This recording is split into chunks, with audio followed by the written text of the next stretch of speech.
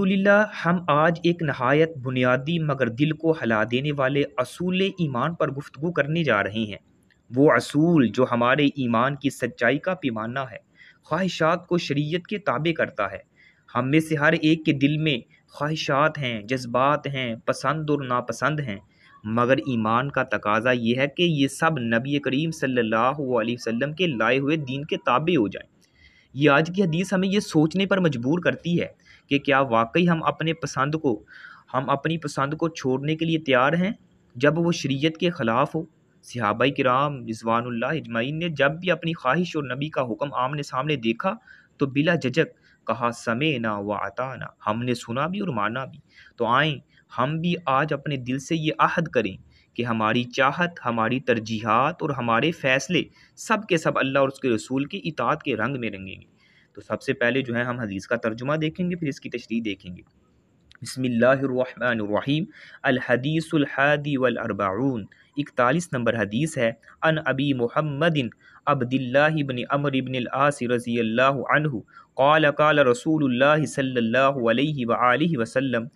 ابو محمد عبداللہ بن عمرو بن عاص رضی اللہ تعالی عنہ سے روایت ہے کہ رسول اکرم صلی اللہ علیہ وآلہ وسلم نے ارشاد فرمایا، لا یؤمن احدکم حتی یکون ہواہ تبعا لما جئت بہ، تم میں سے کوئی شخص اس وقت تک مومن نہیں ہو سکتا جب تک اس کی خواہشات میری لائی ہوئی شریعت کے تابع نہ ہو جائیں۔ آپ علیہ الصلوۃ والسلام نے فرمایا تم میں سے اس وقت تک کوئی بھی جو ہے مومن نہیں ہو سکتا جب تک اس کی خواہشات میری لائی ہوئی شریعت کے تابع نہ ہو جائیں۔ اس کو جو ہے یہ حدیث صحیح ہے، اور اسے جو ہے روایت کرنے والے جو ہیں بے شمار راویوں نے اس کو جو ہے روایت کیا ہے۔ تو اگر انسان اس وقت تک کامل مومن نہیں ہو سکتا جب تک کہ اس کی محبت رسول اکرم صلی اللہ علیہ وسلم کی لائی ہوئی شریعت کے تابع نہ ہو جائے، یعنی جو بھی اس کی خواہشات ہیں وہ نبی علیہ الصلوۃ والسلام کی شریعت کے مطابق نہیں ہو جاتی۔ آپ کے دیے ہوئے حکموں سے محبت، یعنی آپ علیہ الصلوۃ والسلام نے جو حکم دیے ہے اس کو جو ہے وہ تھام لیتا ہے، اور اب آپ کی منع ہوئی چیزوں سے جو ہے وہ نفرت کرنے لگ جاتا ہے، یعنی وہ اصول ہے نا، وما آتاکم الرسول فخذوہ وما نہاکم عنہ فانتہوا، یعنی میرے محبوب جو آپ کو دیں، جس چیز کا حکم دیں اس کو جو ہے جلدی سے پکڑو، اس پر عمل کرو، اور جس چیز سے منع کر دیں اس سے جو ہے آپ نے رک جانا ہے۔ تو جن لوگوں کی محبت اور خواہش رسول اللہ صلی اللہ علیہ وسلم کی لائی ہوئی شریعت کے تابع نہیں نہ ہوتی، وہ کئی طرح کے لوگ ہیں۔ ایک قسم ان لوگوں کی ہے جو پوری طرح آپ کی شریعت سے بیزار ہیں، ایسے لوگ تو کافر ہیں، یعنی جو آپ کی شریعت کو مانتے ہی نہیں ہیں، آپ کی شریعت سے الگ تھلگ ہیں، تو وہ تو کافر ہیں۔ دوسری قسم ان لوگوں کی ہے جو اپنے دل سے بیزار ہیں لیکن زبان اور اعضاء سے اقرار کرتے ہیں، یعنی ایسے لوگ منافق ہیں، یعنی زبان سے اقرار تو کرتے ہیں کہ ہم آپ علیہ الصلوۃ والسلام کی شریعت کے مطابق جو ہے وہ زندگی بسر کریں گے، زبان سے دعوے تو کرتے ہیں، اقرار تو کرتے ہیں، لیکن دل ان کا مطمئن نہیں ہے، دل کے اندر کھوٹ ہے، اور ایسے لوگ جو ہیں وہ منافق ہیں۔ تیسری قسم ان لوگوں کی ہے جو کچھ اپنی خواہشات پہ چلتے ہیں، اپنی خواہشات پہ چلتے ہیں اور کبھی شریعت پہ حکموں کی اتباع میں کچھ کوتاہی کرتے ہیں اور بعض حرام کام کے مرتکب بھی ہو جاتے ہیں۔ تو ایسے لوگ مومن فاسق ہیں، اپنے ایمان اور اتباع کی بنیاد پر مومن ہے، ایمان اور اتباع کی بنیاد پر مومن ہے، اور اپنی مخالفت اور معصیت کی بنا پر وہ فاسق ہیں۔ یعنی جب وہ ایمان اور اتباع کی بنیاد پر مومن ہوتے ہیں، وہ آپ علیہ الصلوۃ والسلام کی جو ہے شریعت کے مطابق زندگی بسر کرتے ہیں، اور جب آپ کی مخالفت اور معصیت کی بنا پر جو ہے وہ فاسق بھی ہو جاتے ہیں۔ تو حدیث میں خواہشات نفس کی مذمت وارد ہوئی ہے کہ اپنے نفس کی جو ہے اتباع نہیں کرنی، اپنے نفس کی پیروی نہیں کرنی، خصوصاً جب وہ شریعت کے خلاف ہو۔ اور واقعہ یہ ہے کہ تمام بدعات و خرافات اور تمام نافرمانیوں کی جڑ یہی چیز ہے کہ لوگ خواہشات نفس کو کتاب و سنت پر مقدم رکھتے ہیں، اپنے نفس کی اتباع کو کتاب و سنت پر مقدم رکھتے ہیں، اپنے خواہشات کو جو ہے وہ قرآن و حدیث پر اس کو فوقیت دیتے ہیں، اس کو جو ہے اعلیٰ درجے پہ رکھتے ہیں اور کتاب و سنت کو پیچھے چھوڑ دیتے ہیں۔ تو ایسے لوگ جو ہیں اسی وجہ سے گمراہ ہوتے ہیں۔ آپ علیہ الصلوۃ والسلام جناب محمد رسول اللہ صلی اللہ علیہ وآلہ وسلم کے صحابہ کرام رضوان اللہ مجمعین کی سیرت کا مطالعہ کیا جائے،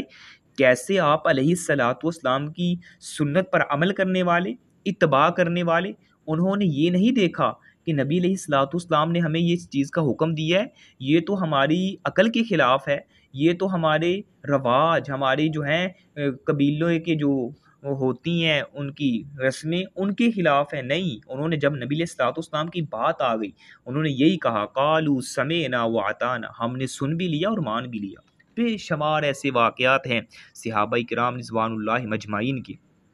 اگر ان کو بیان کیا جائے کافی جو ہے ٹائم لگ سکتا ہے، لیکن ان کو ذرا مختصر ٹچ ان کا جو ہے دے دیا جاتا ہے کہ پہلے ہم نے وہ پہلے دروس کے اندر ان کا تذکرہ تفصیل سے کیا بھی ہے۔ یعنی آپ علیہ الصلوۃ والسلام کے صحابی حضرت جلابیب جو تھے، کالے رنگ کے تھے اور منڈیوں میں فروخت ہوتے ہوئے آئے غلام تھے،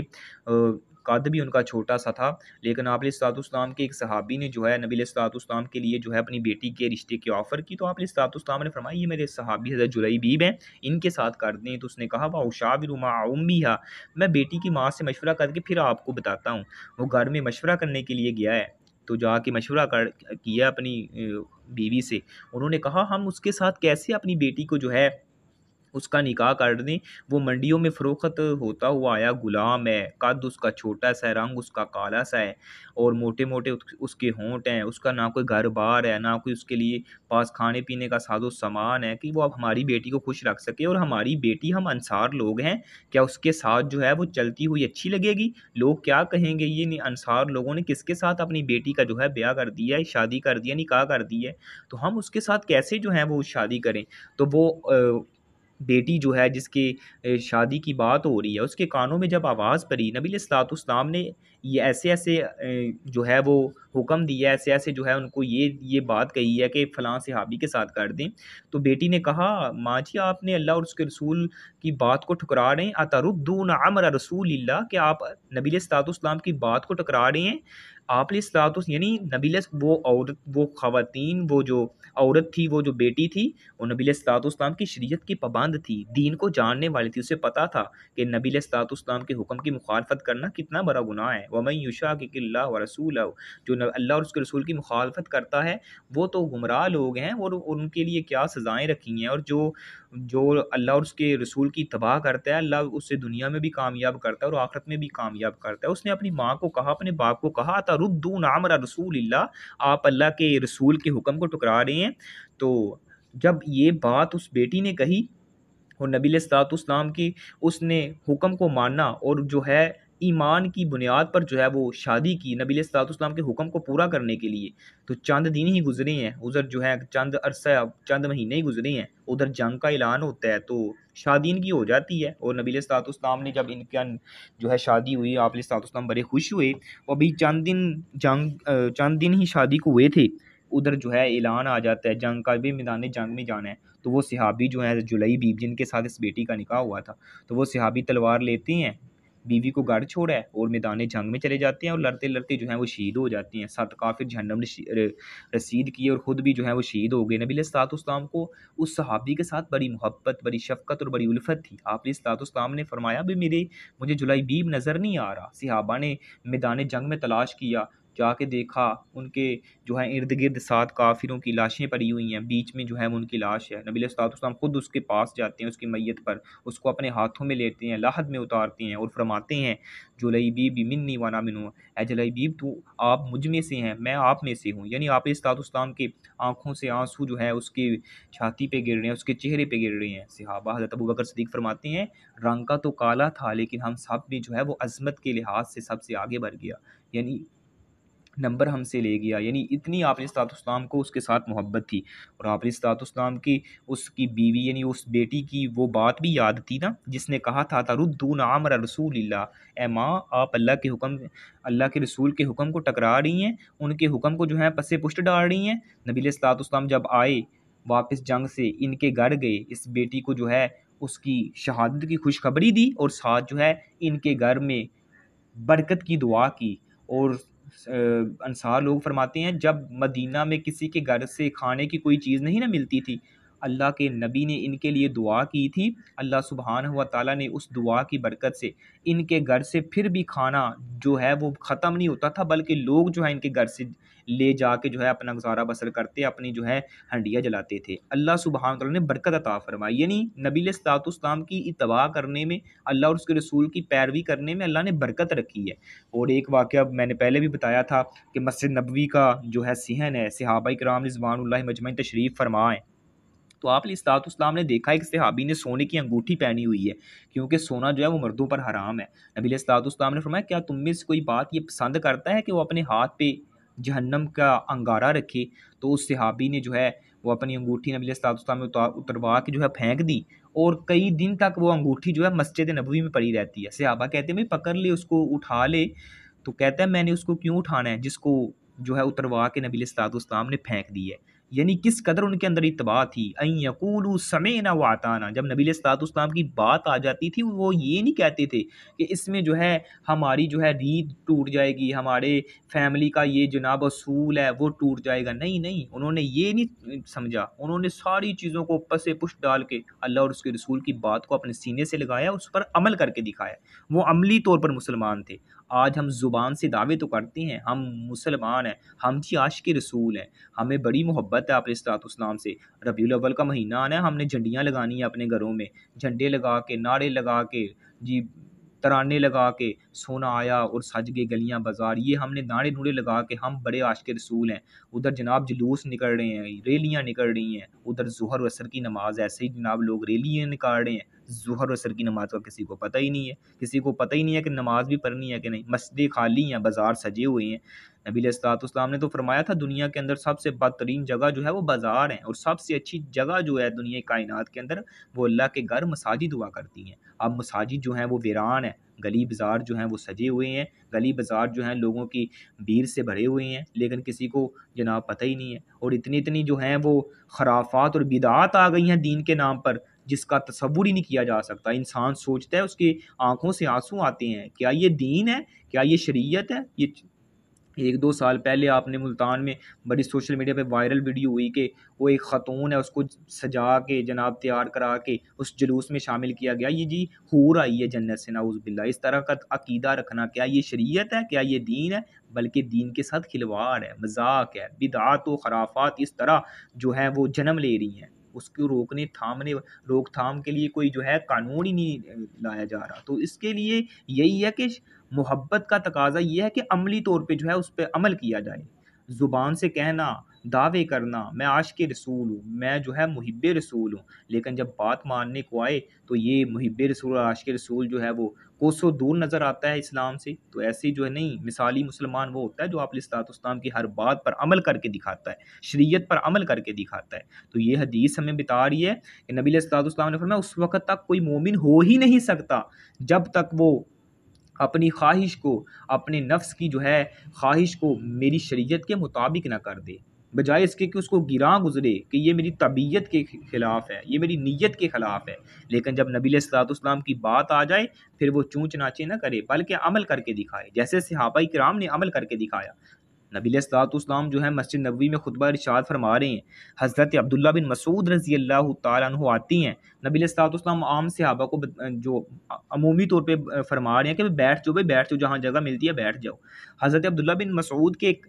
کانوں میں جب یہ آواز پڑی نبی علیہ الصلوۃ والسلام کی بیٹھ جاؤ، تو حضرت عبداللہ بن مسعود جوتوں والی جگہ پہ بیٹھ جاتے ہیں۔ نبی علیہ الصلوۃ والسلام نے دیکھا عبداللہ بن مسعود کو، فرمایا بھائی آپ باہر دھوپ میں جوتوں والی جگہ پہ بیٹھ کے، کہا یا رسول اللہ آپ کی آواز میرے کانوں میں پڑی کہ جہاں جگہ ملتی ہے وہاں ہی بیٹھ جاؤ، جہاں ہو وہاں ہی بیٹھ جاؤ، تو میں نے جو ہے مناسب نہ سمجھا کہ میں ایک قدم بھی آپ کے حکم کی مخالفت کرتے ہوئے آگے بڑھاؤں۔ نبی علیہ الصلوۃ والسلام کی اس قدر ان کے اندر محبت تھی، اتباع تھی، ان یقولوا سمعنا واطعنا، ہم نے سن بھی لیا، ہم نے مان بھی لیا۔ جب ان کے پاس اللہ اور اس کے رسول کی بات آ جاتی، انہوں نے یہ نہیں کہا ہم جو ہیں فیصلہ کر چکے ہیں۔ صحابہ کرام، خلفائے راشدین جب کوئی معاملہ کرتے، کوئی فیصلہ کرتے، اگر پتہ چلتا کہ فیصلہ ہم نے ایسے کی ہے لیکن نبی علیہ الصلوۃ والسلام کی حدیث تو ایسے کہہ رہی ہے، انہوں نے اپنے فیصلے کو جو ہے رد کر دیا اور ان کو جو ہے لوگوں کو بتا دیا کہ بھئی ہمارا فیصلہ غلط ہے، نبی علیہ الصلوۃ والسلام کی حدیث یہ ہے،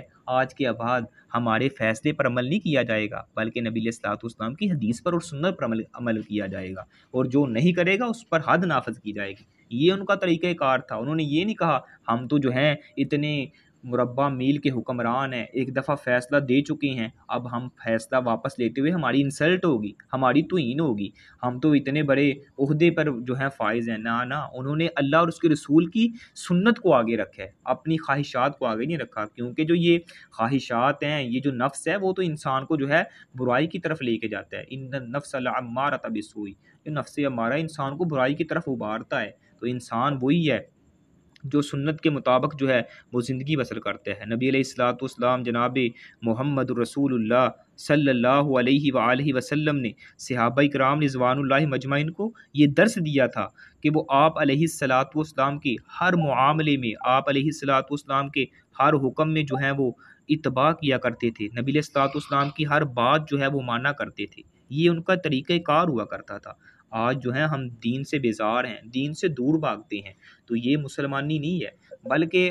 آپ کا ہر عمل جو ہے اللہ اور اس کے رسول کی اتباع میں ہونا چاہیے۔ اور اللہ تعالیٰ فرماتے ہیں قرآن مجید کے اندر قُلْ إِن كُنتُمْ تُحِبُّونَ اللَّهَ فَاتَّبِعُونِي يُحْبِبْكُمُ اللَّهُ، اگر تم چاہتے ہو، اگر تم دعوے کرتے ہو کہ ہم اللہ اور اس کے رسول کے ساتھ محبت کرتے ہیں، اللہ تعالیٰ فرماتے ہیں تم دعویٰ تو کرتے ہو، قل کہہ دیجئے ان کنتم تحبون اللہ فاتبعونی، میرے نبی کی اتباع کرو، اگر تم چاہتے ہو کہ اللہ تم سے محبت کرے، فاتبعونی، میرے نبی کی اتباع کرو۔ اتباع میں کیا آتا ہے؟ یعنی اتباع جو ہے طبیعہ سے جو ہے ماخوذ ہے، اور طبیعہ عربی کے اندر اس گائے کے بچڑے کو کہا جاتا ہے کہ جو گائے کا بچڑا ہوتا ہے تو وہ اپنی ماں کے پیچھے پیچھے چلتا ہے، اس کی اتباع کرتا ہے، اگر اسے کسائی جو ہے ایک جگہ سے دوسری جگہ لے کے جائے تو اس کا بچہ بھی اس کے پیچھے چلتا ہے، اس سے لفظ طبیعہ نکلا ہے، یعنی اتباع نبی علیہ الصلوۃ والسلام کی کرنی ہے۔ نبی علیہ الصلوۃ والسلام ہمیں کن چیزوں کا حکم دیتے ہیں؟ وما آتاکم الرسول فخذوہ وما نہاکم عنہ فانتہوا، جو جس کا حکم آپ علیہ الصلوۃ والسلام دیں اس کو جو ہے پکڑ لو، اس کو تھام لو، جس سے منع کریں اس سے رک جاؤ۔ یہ نبی علیہ الصلوۃ والسلام نے ہمیں اللہ سبحانہ تعالیٰ نے اصول دیا ہے، تو اب ہم نے دیکھنا ہے، جب ہم یہ عمل کریں گے اللہ سبحانہ و تعالیٰ بھی ہم سے محبت کریں گے۔ قل ان کنتم تحبون اللہ فاتبعونی، اتباع کرو گے کیا ہوگا؟ یحببکم اللہ، اللہ بھی آپ سے محبت کرے گا۔ اور اب آپ کو بتایا تھا جب اللہ کسی انسان سے محبت کرتا ہے تو صرف اللہ ہی محبت نہیں کرتا، اللہ فرشتوں میں اعلان کرتا ہے، فرشتوں کے سردار جبریل کو فرماتا ہے، جبریل باقی فرشتوں میں اعلان کرتا ہے، بلکہ پوری کائنات کے دلوں میں اس شخص کے لیے محبت جو ہے وہ ڈال دی جاتی ہے، پوری کائنات کے جتنے بھی جاندار ہیں سب اس سے جو ہے محبت کرنے لگ جاتی ہیں، ان کے دلوں میں اس کے لیے محبت، احترام اور عزت پیدا ہو جاتی ہے۔ اللہ صرف محبت ہی نہیں کرتا، فرمایا فَاتَّبِعُونِی یُحْبِبْکُمُ اللَّهُ وَیَغْفِرْ لَکُمْ ذُنُوبَکُمْ، میں تمہارے گناہوں کو بھی معاف کر دوں گا۔ اور غفر عربی کے اندر اس گڑھے کو کہا جاتا ہے جس کے اندر جو ہے جو گڑھا کھود کے اس کے اندر گندگی ڈال کے اوپر مٹی ڈال دی جاتی ہے۔ اللہ سبحانہ و تعالیٰ فرماتے ہیں اگر تم میرے نبی کی اتباع کرو گے میں تمہارے زندگی کے تمام گناہوں کو ایک گھڑے کے اندر ڈال کے اوپر اپنی رحمت کی مٹی ڈال دوں گا، یعنی تمہاری زندگی کے گناہوں کو جو ہے معاف کر دوں گا۔ یعنی یہ عمل کریں گے، اتباع جو ہے بہت ضروری ہے، یعنی نبی علیہ الصلوۃ والسلام کی اتباع کرو گے پھر ہی آپ مومن بن سکتے ہو۔ یعنی نبی علیہ الصلوۃ والسلام کی حدیث ہمیں بتا رہی ہے کہ لا یؤمن احدکم حتی یکون ہواہ تبعا لما جئت بہ، تم میں سے کوئی شخص اس وقت تک مومن نہیں ہو سکتا جب تک اس کی خواہشات میری لائی ہوئی شریعت کے تابع نہ ہو جائیں۔ شریعت کے تابع کرنی ہے اپنی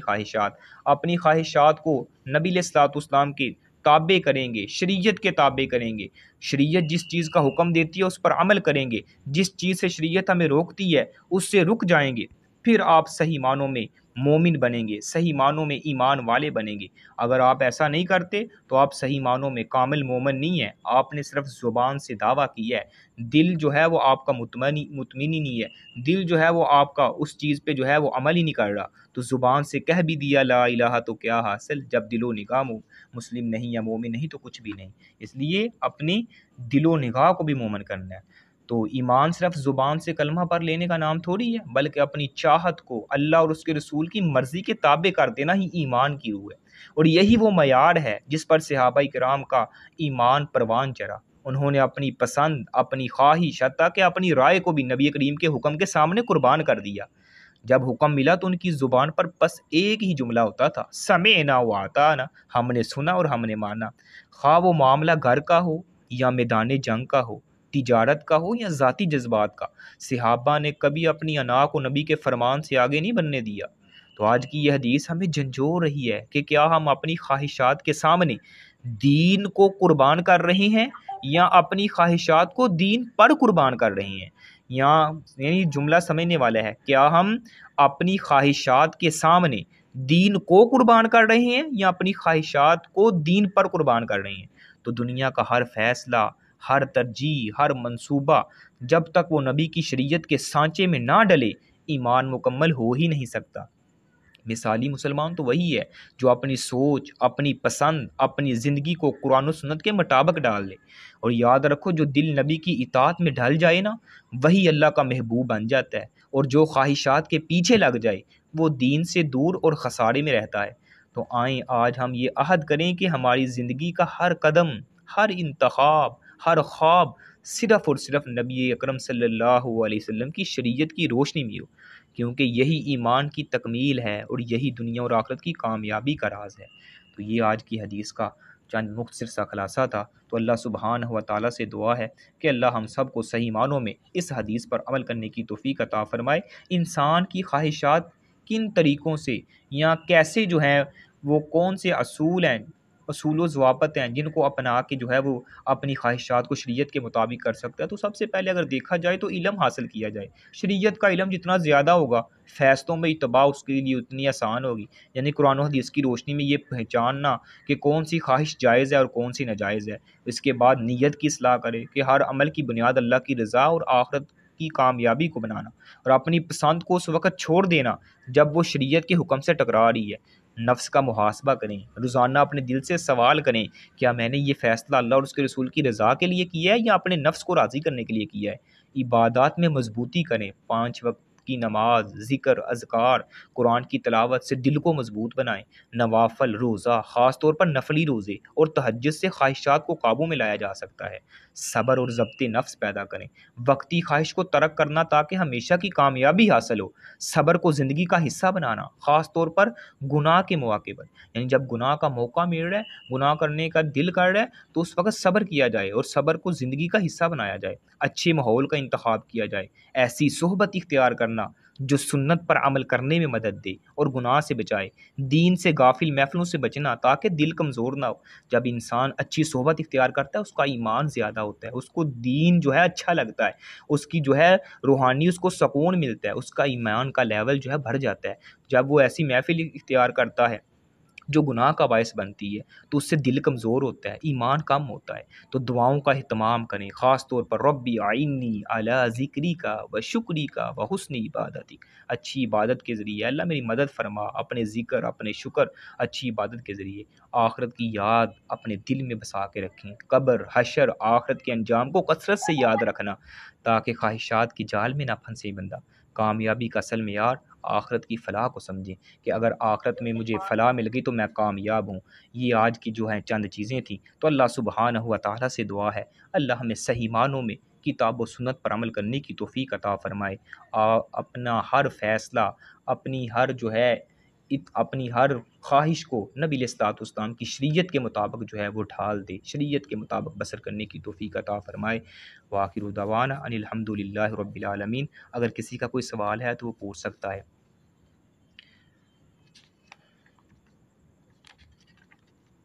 41 حدیثیں ہو گئی ہیں ہماری، انشاءاللہ ایک رہ گئی ہے، اس کے بعد پھر ہم انشاءاللہ ٹیسٹ بھی لیں گے، یعنی سوموار کو وہ دوسری جو ہے 42 نمبر آخری حدیث جو ہے